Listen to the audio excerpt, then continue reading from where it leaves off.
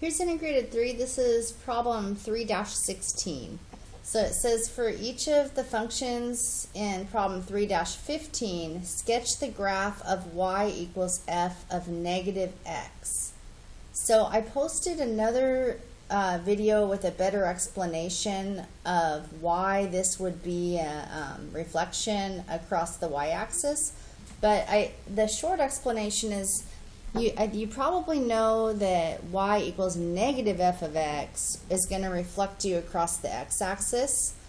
So maybe by that same logic you could assume that y equals f of negative x is going to reflect you across the y-axis because it's the opposite of x. So like the x is going to be the opposite, so it'll be on the opposite side of the y-axis.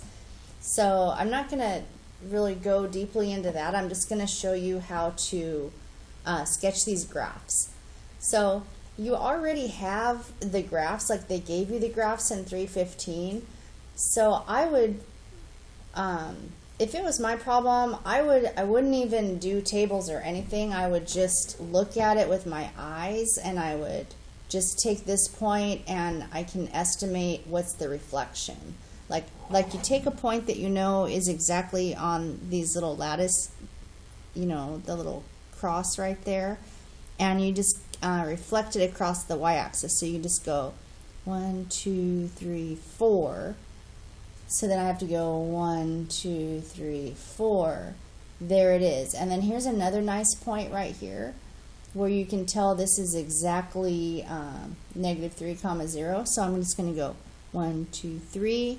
And then so I know it has to be exactly the same distance, across the y-axis. So I go 1, 2, 3. And then I could also do it at this point here. And basically you're going to get, and you can just kind of just do a few points, and you're going to get this, well, it looks like a parabola.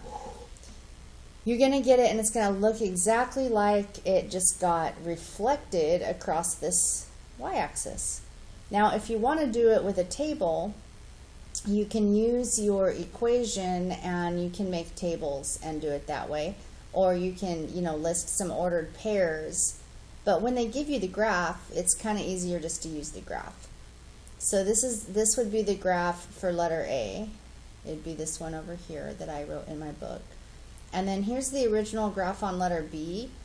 And so I went ahead and identified a couple ordered pairs that I can use. So the original graph had a point at 1, -1. So that is this point right here.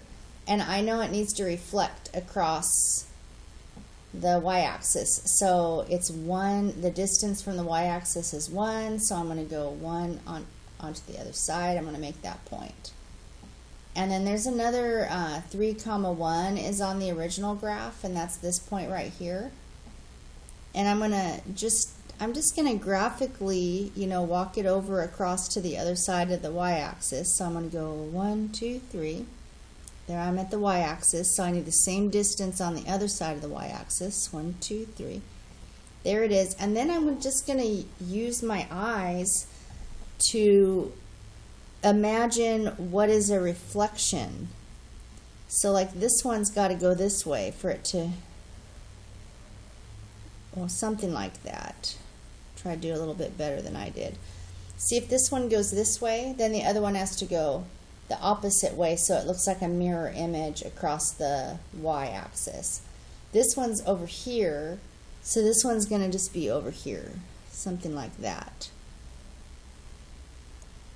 Again, you could probably do a little nicer job than I did, like that.